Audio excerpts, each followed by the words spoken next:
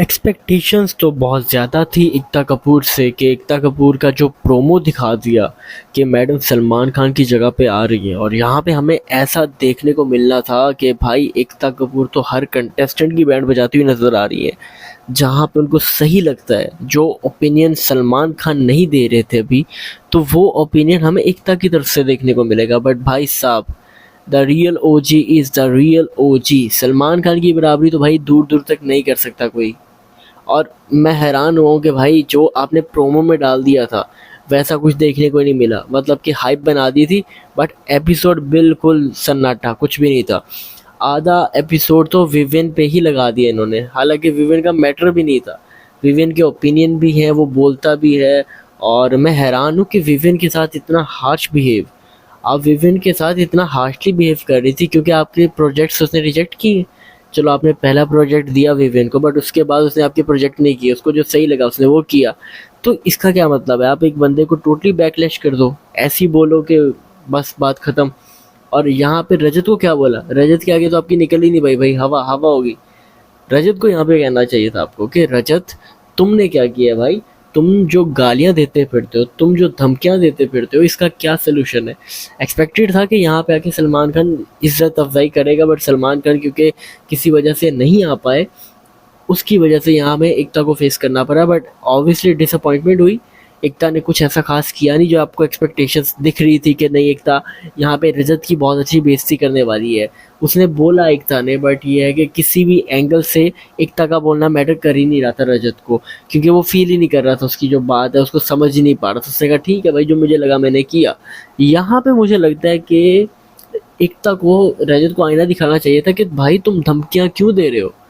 धमकी देना तुम्हारा यहाँ पे बनता ही नहीं है। और विवेक तो तुम्हारे सामने आके फेस टू फेस बोल भी दिया उसने तुम्हारे मुंह पे, तो तुमने क्या ही कर लिया वहाँ पे कुछ?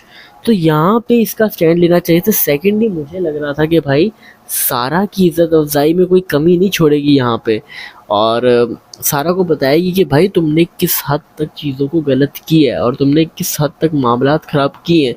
पर totally I am in shock कि सारा को कुछ कहा ही नहीं गया है। यार मतलब एक लड़की लिटरली वैम्प बन गई है, और उसने सारे घर को सर पे उठा के रखा है। सबकी इंसल्ट करती है, सबसे बदतमीज़ी से बात करती है, किसी का उसको लिहाज नहीं है, किसी से तमीज़ से बात नहीं करती। एंड स्टिल कुछ भी नहीं कहा गया उसे। मैं तो यही कहूँगा कि कुछ भी नहीं कहा गया है। इतने मुद्दे बोले, और आपने बोला भी है, उसने ये चीज़ें बोली, और काफ़ी ऐसी घटिया बातें बोली हैं जो आपने जिक्र भी नहीं किया। ये सब बोला है उसने, और आपने उस पर क्या बोला है उसको कि आपको उसने कहा है कि भौंकती है, तो ये आप उससे बोलती है। आपको कहना चाहिए था कि शेम ऑन यू सारा, तुम्हें शर्म आनी चाहिए कि तुम बौखला गई जब तुम्हारा नाम नॉमिनेशन में आया, और तुम बौखला गई। अब तुम कह रही हो कि मैंने गेम खेली। मैंने भी गेम खेली। कल तो तुम कह रही थी कि मैं तो ट्रॉमेटाइज हो गई हूँ, मैं तो पागल हो गई हूँ, मैं तो घर से जाना चाहती हूँ। तो ये ड्रामा ही था ना ऑब्वियसली। ये सारी तुम्हारी कहानी थी जो तुमने बनाई हुई थी किसी तरह फुटेज के चक्कर में, कि फुटेज ले लूँगी तो शायद घर में स्टे कर लूँगी। तो इस चीज़ों पे यहाँ पे बोलना चाहिए था एकता कपूर को। जो टाइम आपने वेस्ट किया विवियन पे, जो कि मुद्दा बनता ही नहीं था, उस टाइम पे आपको रजत की क्लास लेनी चाहिए थी, और वहाँ पे ही आपको क्लास लेनी चाहिए थी सारा की, कि तुम कर क्या रही हो। चाहत को भी कुछ खास नहीं बोला भाई, और बहुत ही क्यूट वे में आसानी से उसको समझा दिया।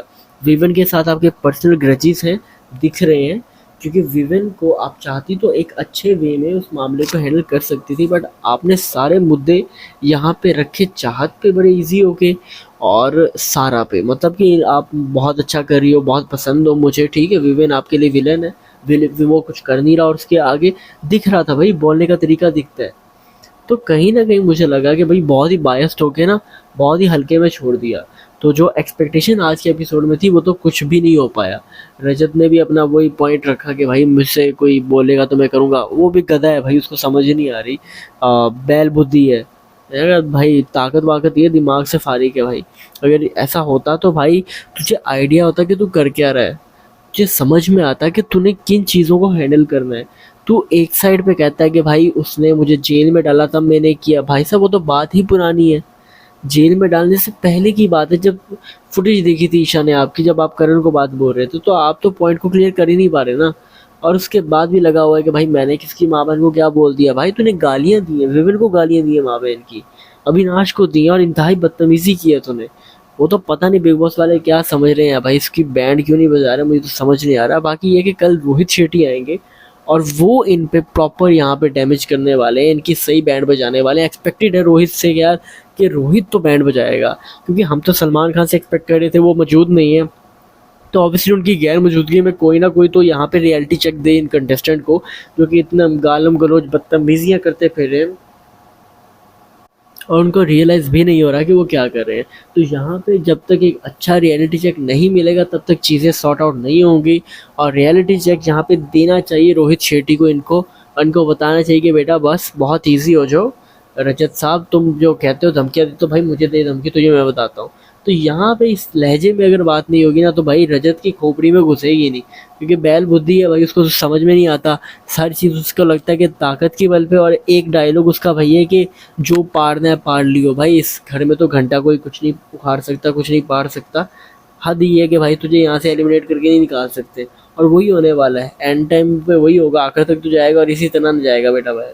बाकी आपका क्या ओपिनियन है, आपको क्या लगता है कि आज के वीकेंड के बारे में? भाई सलमान के बगैर तो बिल्कुल मज़ा नहीं आया, और बहुत ही वियर्ड रीज़न था भाई ये कि एक्सपेक्टेशंस तो बहुत थी प्रोमो को देख के, बट लिटरली भाई साहब एकता कपूर ने क्या बोलूँ मैं, क्या कर दिया, बट समझ लो कर दिया।